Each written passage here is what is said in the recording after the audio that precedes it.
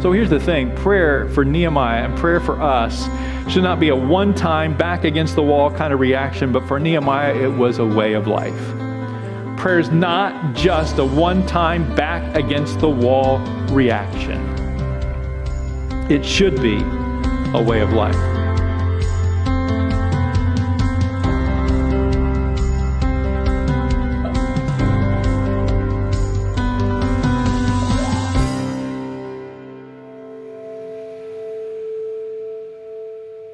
I think that the Bible tells us we will face opposition. We're finding that when we try to do the will of God, when we try to do something that's right, we'll find somebody there to kind of push us back and kind of shove us back inside the hole.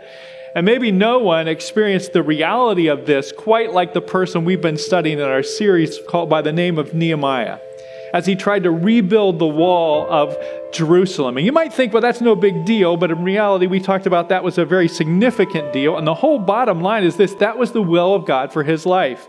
But notice, not everybody's happy. Not everybody's happy when you change something, when you make a decision to live for God, when you make a decision to rebuild a marriage, when you make a decision to rebuild your life. The first weapon that our opposers use is words of ridicule. So now what's Nehemiah's response to those waves of words of ridicule? Or what should our response be? He prayed, gave it over to God, and then he persisted. He continued to build the wall. A second weapon of attack then was direct attack, to cause confusion in it. How does he respond this time? He prays, verse 9, and we pray to our God. He doesn't stop there. What's he do? Second, he takes decisive, practical action. The point, I think, is this, that prayer must precede and produce activity if our activity is to be productive. And I think that's what Nehemiah did. So Nehemiah faced two weapons of external opposition. Weapon number one was words of ridicule, which came in waves, which he overcame with prayer and persistence. And second was a direct attack, which he overcame with prayer and decisive, practical action that came out of his prayer. So first, we're reminded that God's will always includes opposition.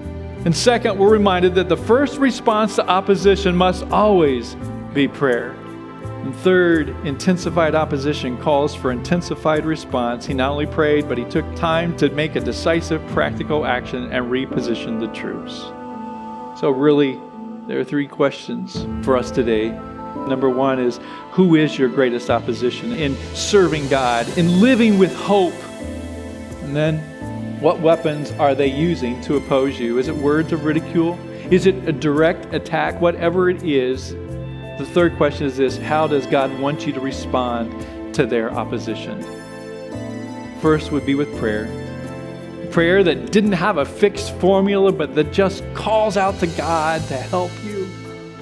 Or perhaps it's to persist, to not give up, to not stop doing what it is God has called you to do, to being salt and light in the world. And maybe what practical action is God calling you to? How does God want you to respond to their opposition today? Pray, persist, and practical action. Probably some form of all three of those.